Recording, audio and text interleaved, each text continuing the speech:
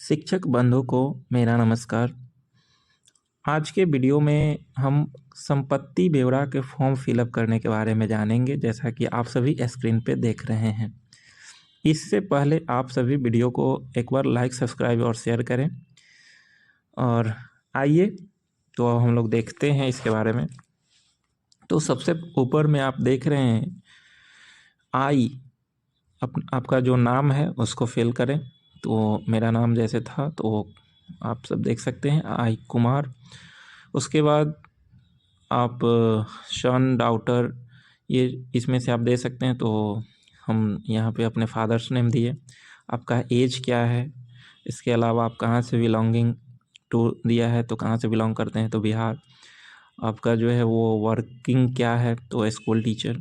तो इस तरह से हम सभी टीचर के लिए यहाँ पर ये फिल करेंगे। और इससे ऊपर आपका जो ईयर दिया हुआ है तो कौन सा वित्तीय ईयर है, तो 24-25 के लिए हमें यह ब्यौरा सरकार को सौंपना है। अब इसके नीचे हम लोग देखते हैं तो आप सभी देख सकते हैं सबसे फर्स्ट में जो है वो कैश है।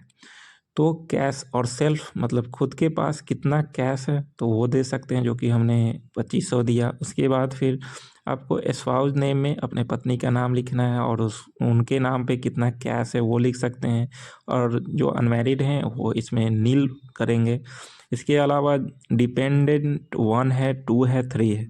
तो इसमें अगर आप पे डिपेंड, अगर आपका जो लड़का है या लड़की है तो उसके बारे में आप दे सकते हैं, नहीं है तो फिर आप इसमें नील फिल कर सकते हैं। सेकेंड में है आपके पास जो डिपॉजिट है, bank, financial industries and non banking financial companies है। तो इसमें आपके पास जो भी बैंक वगैरह में जो जमा है उसको आप फिल करेंगे। तो मैंने यहाँ जो है वो फिल किया है 35,000, स्पाउस में 20,000। तो ये जो बैंक में है उसको आप कर सकते हैं। बाकी आपके पास ये ऐसे ही है, अगर है तो फिल करेंगे, नहीं तो नील। थर्ड में आपका जो बॉन्ड है, शेयर है, डिबेंचर है, इसमें आप अगर इन्वेस्ट करते हैं तो उसके बारे में फिल करेंगे। तो मेरे नाम से नील है, बाकी जो है वो मेरी वाइफ के नाम से है। तो हमने एक ईयर में कितना मतलब कि शेयर का ये इन्वेस्ट करें तो उस तरह से फिल करेंगे, बाकी में नील। फोर्थ में है अदर में, जैसे LIC है या फिर पोस्टल है, तो उसमें आप जो इन्वेस्ट करते हैं तो वो अपने नाम से फिल करें, फिर पत्नी के नाम से फिल करें, ये ईयरली होगा। और बाकी आपका है तो ठीक है, नहीं तो नील।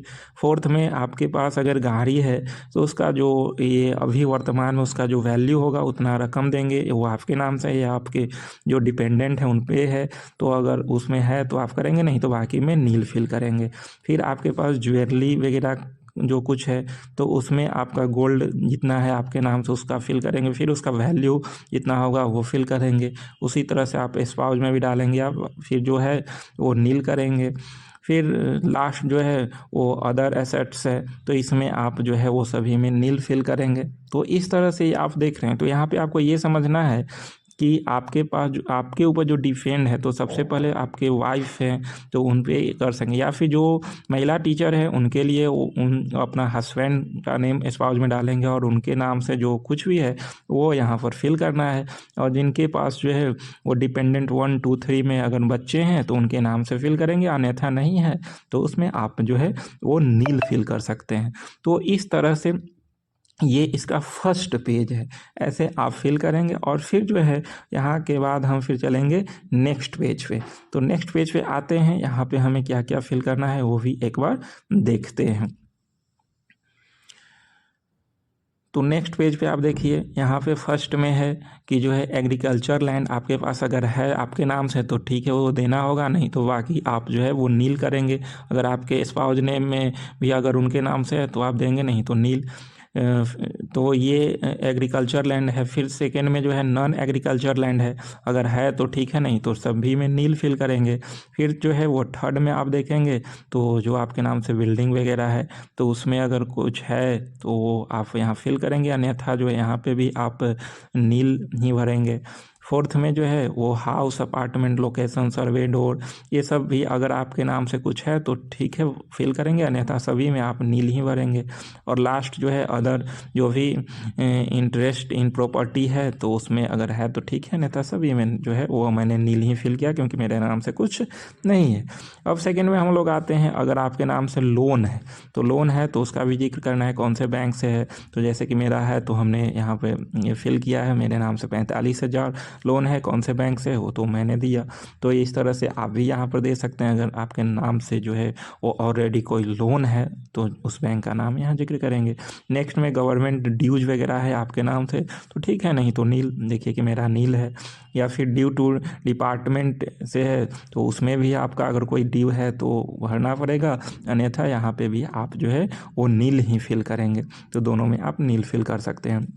नेक्स्ट है dues to departments dealing with supply of electricity से संबंधित कोई बकाया है गवर्नमेंट के पास तो आप यहाँ फिल कर सकते हैं, अन्यथा यहाँ पे भी आप नील ही भरेंगे। तो इस तरह से हम लोग स्टार्टिंग के 2 पेज देखें, तो 2 पेज जो है वो देख चुके हैं। अब हम लोग चलेंगे नेक्स्ट पेज की ओर, तो नेक्स्ट पेज में हमें क्या क्या फिल करना है वो देखना है।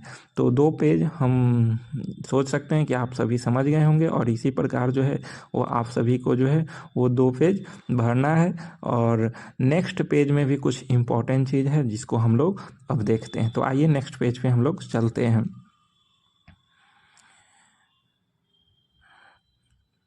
नेक्स्ट पेज है ये, यहाँ पे आप देख सकते हैं due to department dealing with telephones, तो ये सब में भी अगर आपका है कोई ड्यूज वगैरह जो कि आम लोगों के पास नहीं होता है तो ये सब में आप जो है लगभग नील फिल कर सकते हैं। जैसा कि जो है यहाँ पर DE और F है, जो अदर ड्यूज वगैरह है तो सब अगर है तो ठीक है, नहीं था नील फिल करेंगे।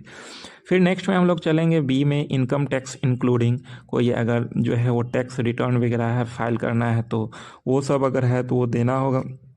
तो इसमें हम देखिए ए में लिखे हैं कि ईयर 2024-25 और टैक्स पेड मेरा नील है क्योंकि हमने यहाँ पर कोई टैक्स पेड नहीं किया है।